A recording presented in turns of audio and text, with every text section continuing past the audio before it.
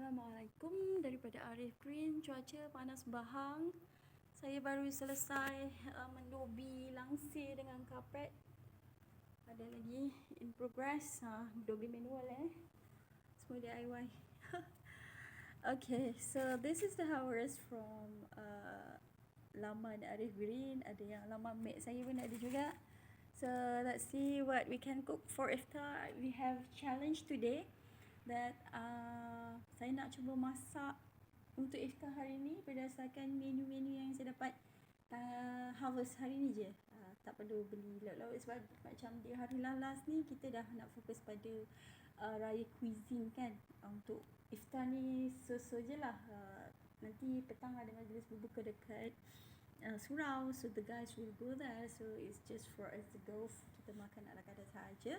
So tadi saya cari-cari, saya jalan-jalan, saya jumpa pokok durian saya ada satu pokok je yang tinggal, ada buah, ada berbunga lah, tengah proses dia berbunga. So actually sepanjang hayat saya, walaupun susah macam mana pun, saya tak pernah makan durian, bunga durian.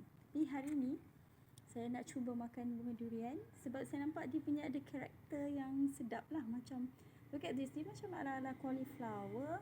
This is a good candidate kalau kita goreng dengan tepung bistari, it's gonna be very good.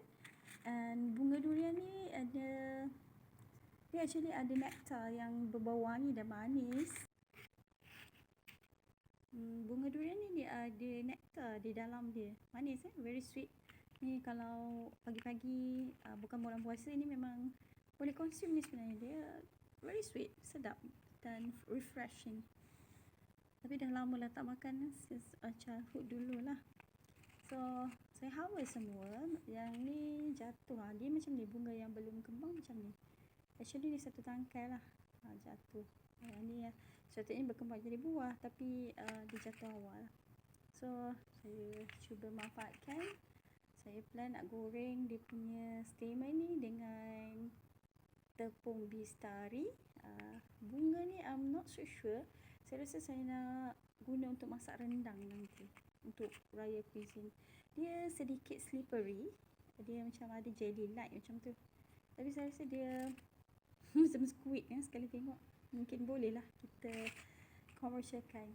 So daripada laman MAC pula, this one is overripe bunga kantan. Tapi bagi saya semua, asalkan bunga kantan semua berguna lah.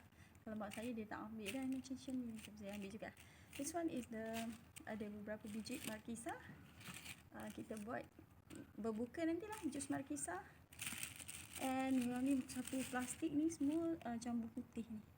Jambu ni sangat sedap sebenarnya, tapi dia under consume sebab tak ada orang nak makan kan, jadi baja je lah. So saya harvest, saya nak cuba buat sesuatu lah kudapan untuk raya.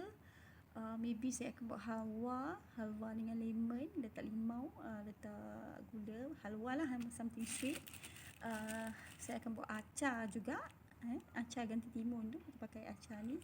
Dan saya nak cuba food experiment, saya nak buat rendang. Mak saya dah seram dah bila saya cakap saya nak buat rendang. Tapi daripada dulu memang macam tu lah, mak saya memang seram dengan resipi-resipi saya. So this one is jantung pisang. Yang ni memang edible lah, buat apa-apa pun sedap campur dengan rendang nanti. And this one is buah katak buru, ataupun buah apa namanya, nim ke apa, I can't recall. Tapi kita orang panggil katak buru. This one sangatlah sedap kalau dicicah budu buat undang. So itu saja, kita akan cuba buat some food creativity. This one, daun ni sebenarnya daun terap. Daun terap ni musim-musim panas ni memang berguna sebab dia sangat best dibuat kipas lah.